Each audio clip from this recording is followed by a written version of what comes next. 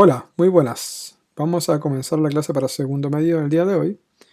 Bueno, vamos a hablar de la Primera Guerra Mundial, la Revolución Rusa y el Nuevo Orden a comienzos del siglo XX.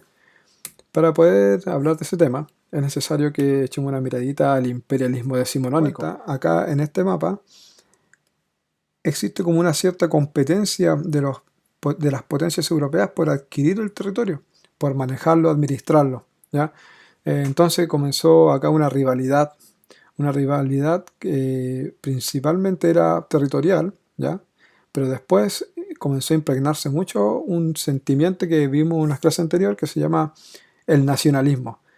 Ya se generó un contexto. Entonces tenemos Europa antes de la Primera Guerra Mundial, antecedente de la Primera Guerra Mundial.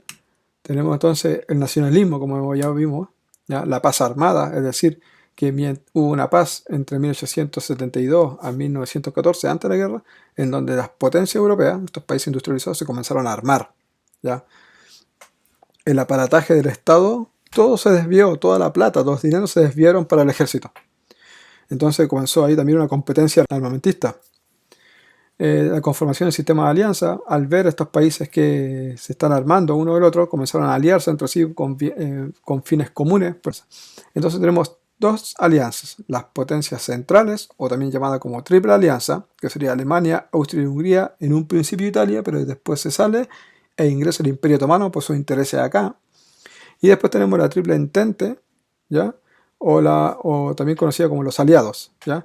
La triple entente o aliados, que serían Francia, Reino Unido, Rusia y, bueno, Serbia y Montenegro, ¿ya? Que en este lugar en realidad la guerra comenzó, la guerra de los Balcanes. Esto comenzó porque Serbia reclamaba por también este territorio que es Bosnia-Herzegovina, ¿ya? Pero obviamente estaba Austria y Hungría y no le iba a entregar. Un día, el 28 de junio de 1914, el heredero al trono de Austria y Hungría, Francisco Fernando, quería presentarse ahí ante la población de Bosnia para que sepan que él iba a ser el emperador, y un individuo llamado Gavrilo Princip de la agrupación Mano Negra le hace un atentado, le dispara a su esposa y a él y mueren. Y Austria y Hungría no logró dar con la evidencia, pero después logró certificar que Serbia estaba detrás del atentado y declaró la guerra a Serbia. Y Austria y Hungría declaró la guerra a Serbia, pero Serbia era aliado de Rusia. Entonces Rusia y Serbia declaran la guerra a Austria y Hungría. Pero Austria y Hungría también era aliado de Alemania y el Imperio Otomano. Entonces Alemania, Austria y Hungría y el Imperio Otomano declaran la guerra a Rusia, que a su vez era aliado de Francia y Reino Unido, y así estalló la Primera Guerra Mundial en el 28 de junio de 1914. Están atentados a Francisco Fernando. Comienza la guerra, ¿ya? Bueno, la guerra tiene tres etapas. La primera etapa es la guerra de movimiento, es decir, los frentes, los distintos ejércitos se mueven a los frentes de batalla, ¿ya? Y se produce la llamada guerra de trincheras. Entonces la primera etapa es de movimiento y la segunda etapa es de trincheras. Una trinchera que va desde Suiza hasta Bélgica. 800 kilómetros de trinchera entre alemanes y franceses separados por 100 metros de alambres de púa, minas antipersonales. Bueno, al final, ¿qué ocurre? Que a partir ya en el año 1917 la situación del frente oriental cambia, porque Rusia está viviendo una situación terrible internamente.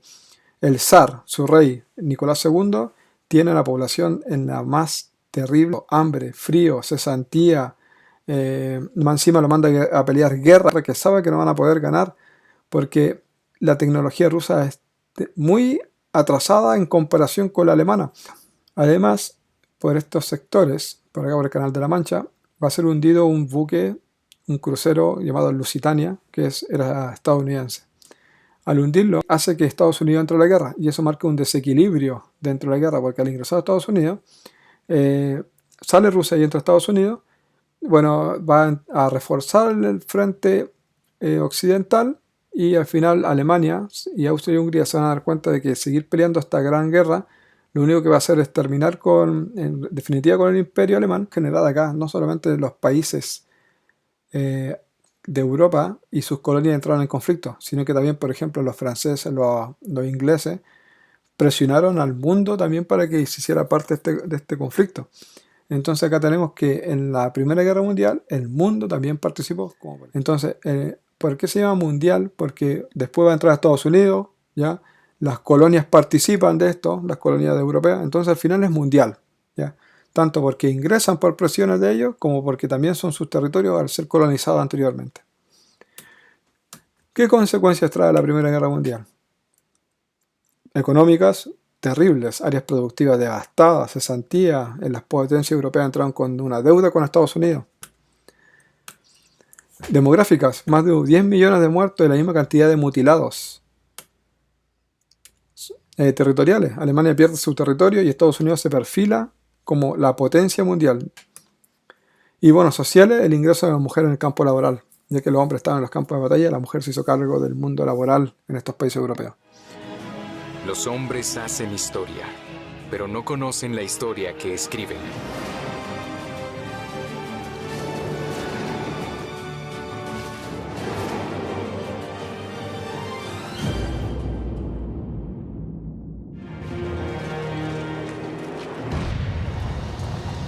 Durante casi 3 años, la Gran Guerra proyectó su sombra sobre Europa. En el frente oriental, la Rusia imperial pelea contra Alemania y el Imperio Austrohúngaro. La ofensiva enemiga ha vencido a muchas de las tropas rusas. Hay cientos de miles de bajas.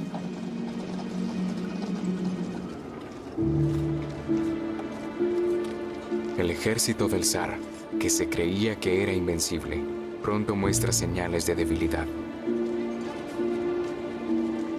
Hay escasez de cartuchos, municiones y equipo.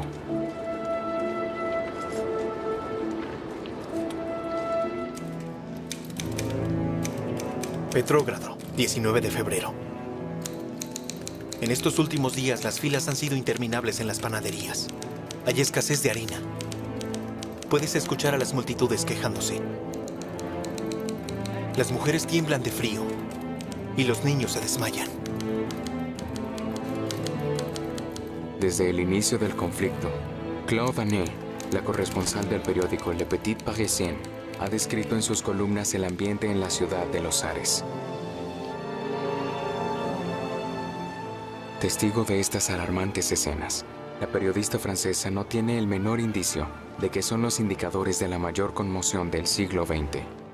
Bien, entonces Rusia, como le mencioné recién, estaba en una situación de revolución, ¿ya? Como su contexto político, social y económico era bastante atrasado. Ya tenía una monarquía en un tiempo del siglo XX, una monarquía, o sea, ya con el solo hecho de tener una monarquía estaba hablando de lo atrasado en materias políticas. También tenemos que en materia económica su sistema era de tipo feudal, basado en protección agrícola. O sea, había llegado a la industrialización como los países europeos, pero muy poco. Y agregar a eso que gran parte de la población entonces era campesina, vivía en condiciones de pobreza, precariedad, no tenía derechos, no tenía tierras, no tenía nada. Va a llevar a que en Rusia estalle una revolución. Y esto va a ocurrir en 1917, ya tenemos la primera, que es en febrero, que puso fin al régimen zarista, una segunda revolución en octubre, ¿ya? Y estas son lideradas por Lenin y León Trotsky. Y ellos hicieron la llamada revolución bolchevique o comunista. Entonces se hace un nuevo orden, un nuevo modelo, ¿ya? Y ese país, Rusia, ya no es ahora un reino, ya no es una monarquía, sino que ahora pasó a llamarse a partir de 1922 como Unión de Repúblicas Socialistas Soviéticas, más conocida como URSS. En realidad lo que quería hacer la URSS era ampliar su territorio y absorber a la mayor cantidad de países posible a su órbita de control. Ahí está el escudo de la URSS. Acá sale, dice, proletarios del mundo unidos, ¿cierto? Llama este escudo a que los obreros del mundo se unan y ejecuten la misma revolución que hizo Rusia en el año 1917. Bien, lo dejamos hasta acá.